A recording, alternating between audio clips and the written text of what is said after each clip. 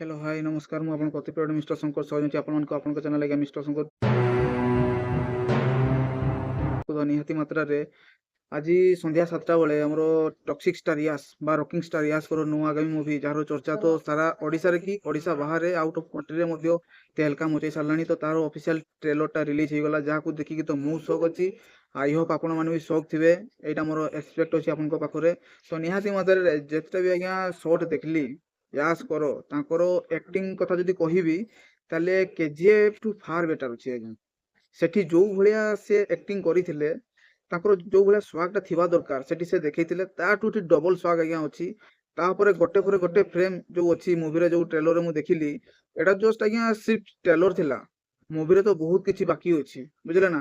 ଯେତେ ବି କ୍ୟାରେକ୍ଟର ଗୁଡା ଅଛନ୍ତି ମୁଭିରେ, ସମସ୍ତଙ୍କର ଗୋଟେ ମାନେ ନିଜସ୍ୱ ପରିଚୟ ଦେଲା ଭଳିଆ ଗୋଟେ ଆଜ୍ଞା ମାନେ ମୁଭିରେ ବଢିଆ ଭାବରେ ତାଙ୍କର କ୍ୟାରେକ୍ଟରକୁ ଜଷ୍ଟିଫାଇ କରୁଥିବାର ସେମାନେ ଗୋଟେ ଦେଖେଇଛନ୍ତି, ଯାହାକୁ ଦେଖିକି ବହୁତ ପ୍ରାଉଡ ଫିଲ୍ ହେଲା। ମୁଁ ତ ଫାର୍ଷ୍ଟ ଡେ ଫାର୍ଷ୍ଟ ଦେଖିବା ପାଇଁ ଏକ୍ସାଇଟମେଣ୍ଟ ଅଛି, ନିହାତି ଭାବରେ ଦେଖିବି। ଆପଣମାନେ ଦେଖିବେ ନା ନାହିଁ ପ୍ଲିଜ କମେଣ୍ଟ ମାଧ୍ୟମରେ ଜଣେଇଦେବେ। ଆପଣଙ୍କୁ ୟାସ୍କର କୋଉ ଡାଇଲଗଟା ବେଶୀ ଭଲ ଲାଗିଲା, ୟାସ୍କର କୋଉ ଆକ୍ଟିଂ ମାନେ ସର୍ଟଟା ଆପଣଙ୍କୁ ବେଶୀ ମନକୁ ଛୁଇଁଲା ଆପଣଙ୍କର, ସେଟା ବି ପ୍ଲିଜ କମେଣ୍ଟ ମାଧ୍ୟମରେ ଜଣେଇଦେବେ।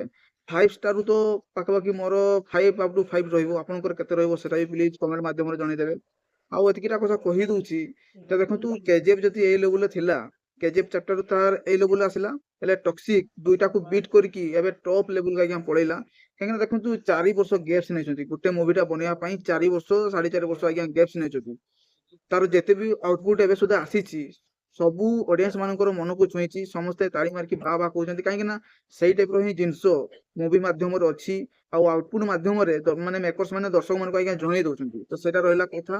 ତ ନିହାତି ମାତ୍ରାରେ ଭିଡିଓକୁ ଫୁଲ ୱାଚ୍ କରିଥିବାରୁ ବହୁତ ବହୁତ ଧନ୍ୟବାଦ। ଭିଡିଓକୁ ପୁରା ସେୟାର କରନ୍ତୁ, ମୁଭିକୁ କେତେ ଏକ୍ସାଇଟେଡ୍ ଅଛନ୍ତି ଦେଖିବା ପାଇଁ ପ୍ଲିଜ କମେଣ୍ଟ ମାଧ୍ୟମରେ ଜଣେଇ ଦିଅନ୍ତୁ। ତ ବାଇ ବାଇ, ଜୟ ଶ୍ରୀ ଜଗନ୍ନାଥ।